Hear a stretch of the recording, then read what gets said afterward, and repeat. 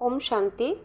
আজকে আমরা এই মিষ্টির মাধ্যমে জানব নিরাকার শিব পরমাত্মার যে বৈশিষ্ট্যগুলি সেগুলি এবং তার যে দিব্য কর্তব্য আছে সেগুলি।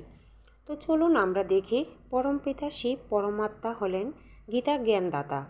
পরমপিতা শিব পরমাত্মা হলেন গুণের সাগর, জ্ঞানামৃতের সাগর, দিব্য সৃষ্টি বিধাতা, বিন্দুরূপ জ্যোতিস্বরূপ, কালের পাঞ্জা থেকে মুক্তিদাতা, সৃষ্টির আদি মধ্য অন্তের জ্ঞাতা, সুখ দুঃখের ঊর্ধ্বে, আনন্দের সাগর, শান্তিদাতা, দিব্য বুদ্ধিদাতা, পতিত পাবন, সদ্গতিদাতা, নর থেকে শ্রী নারায়ণের পরিবর্তক, জড়বুদ্ধিকে পরম বুদ্ধি প্রদানকারী, সচ্চিৎ আনন্দ স্বরূপ, সুখদাতা, নিরাকার, শান্তির সাগর, বিষ্ণু দ্বারা দৈবীয় সৃষ্টির পালনকর্তা, ব্রহ্মা বিষ্ণু শঙ্কর ত্রিমূর্তির রচয়িতা, জীবনরূপী নৌকাকে পাড়ে লাগান, পরম পিতা, পরম শিক্ষক, পরম সদ্গুরু, জন্ম মৃত্যুর ঊর্ধ্বে, অকাল মূর্ত, স্নেহের সাগর,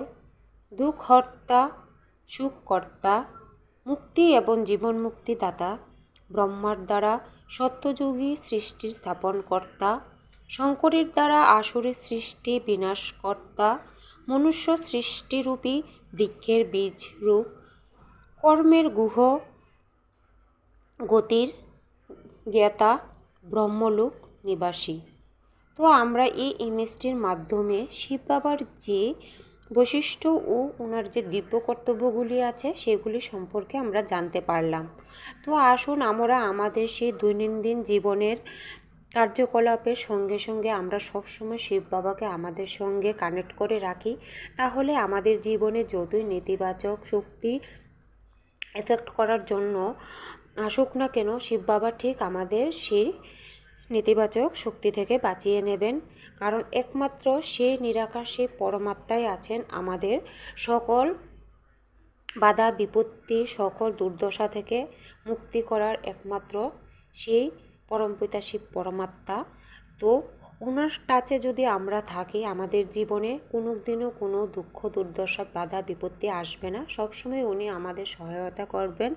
তো আমরা সবসময় যদি জীবনে আমাদের দৈনন্দিন কার্যকলাপের সঙ্গে সঙ্গে ওনার টাচে থেকে তারপরে আমরা সেসব কাজগুলি সম্পন্ন করি, তাহলে আমাদের জীবন খুবই সুন্দর এবং শান্তিপূর্ণ হয়ে উঠবে।